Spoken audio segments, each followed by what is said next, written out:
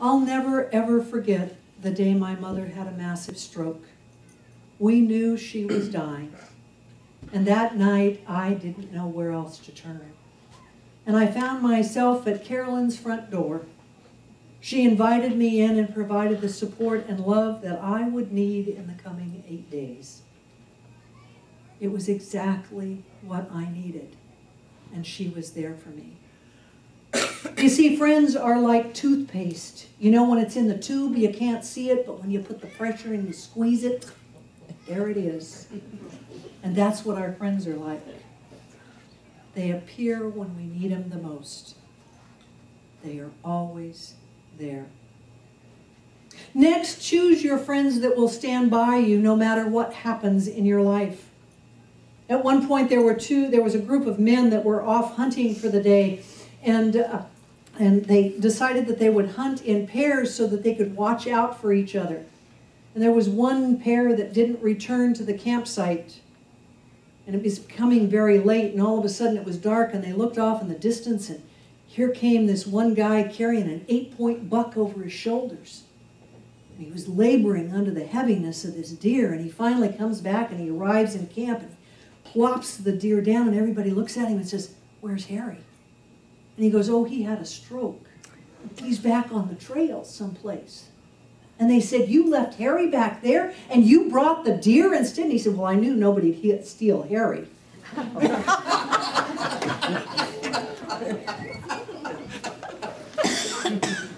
Remember. Don't keep laughing. You just did that for him. Remember, while Jesus was praying at Gethsemane, he asked Peter and James and John to keep watch for him, to stand there by him. And of course, what we know is that not once, not twice, but 3 times they fell asleep. They were not there. And we also remember, however, that Peter denied Jesus 3 times. And at the time when Jesus needed them the most, the disciples were unable to stand by him and do what they were asked. Dr. Holmes tells us in order to have this friendship enduring, true, and really worthwhile, we should cultivate an attitude of friendship towards everyone and everything. The one who has learned to love all people will find plenty of people who will return all that love. Standing by someone in the most difficult of times, that is the true love that Holmes is talking about. Close friends keep us accountable.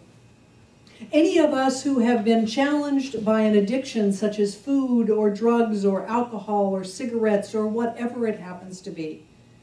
In this day and age, it might be computers. We know the importance of having somebody who holds us accountable.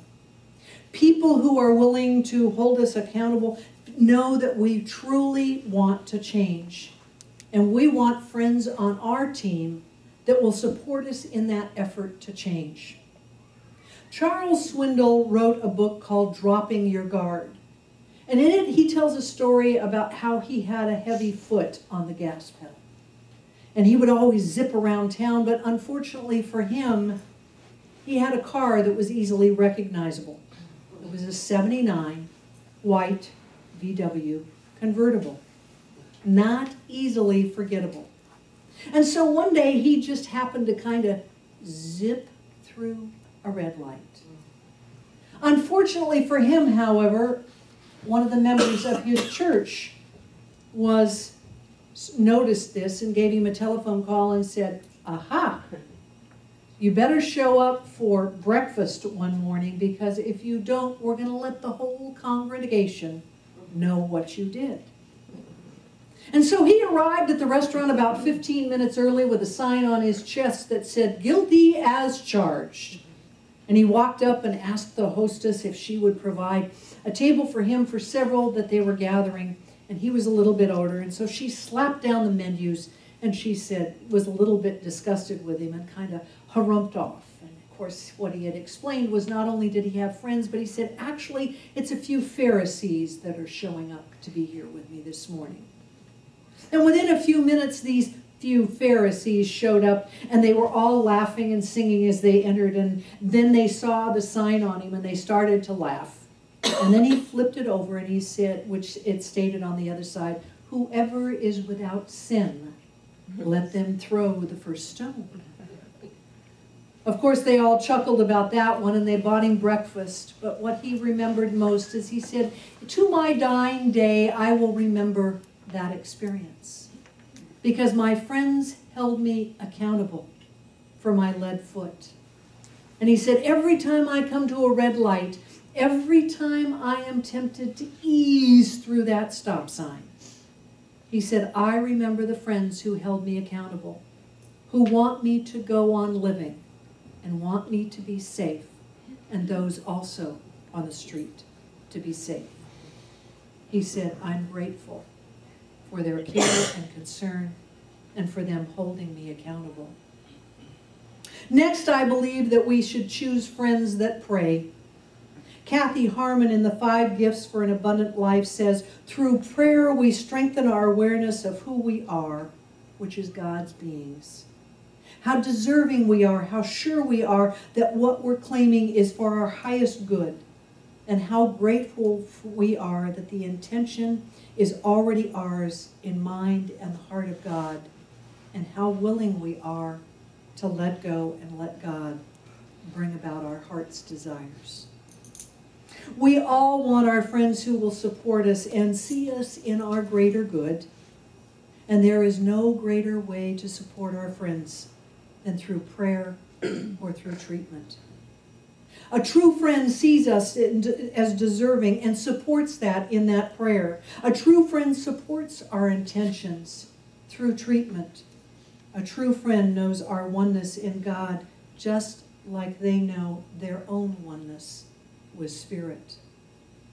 Someone who is willing to pray for us and with us knows our needs and our desire to change and supports us in that effort. Our friends want us to experience our heart desires fully and completely, and prayer is a part of that process.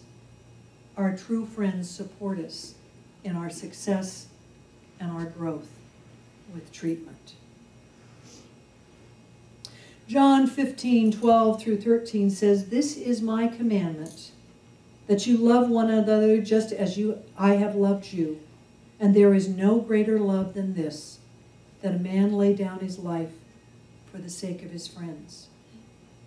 In my high school, where I went on the East Coast, every year we read a play from Shakespeare.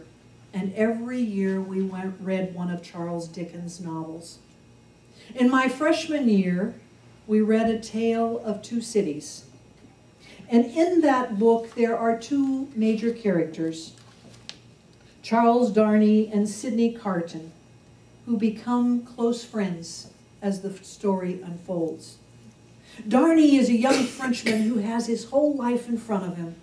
And all of a sudden, he is thrown into a dungeon, and he is faced with the fact the next day he will have to go to the guillotine. Carlton is an old, wasted lawyer who is at the end of his life for all of his loose living. And Carlton hears about Darnay's imprisonment, and through a series of events gets into the dungeon and changes clothes with Darnay, who is then able to escape. And so the next morning, Sidney Carlton makes his way up the steps that leads to the guillotine. Dickens says as he writes this, greater love has no one than this, that they would lay down his life for his friend. How many of us would be so devoted to a friend that we would sacrifice our life so that they might live? What I know from my own experiences with WAGs and others who have supported and loved me when I was down and out is that true friends appreciate us for who we are, and we are willing to lay down their life for us so that we can grow in our oneness with the divine and our oneness with our divine friendship.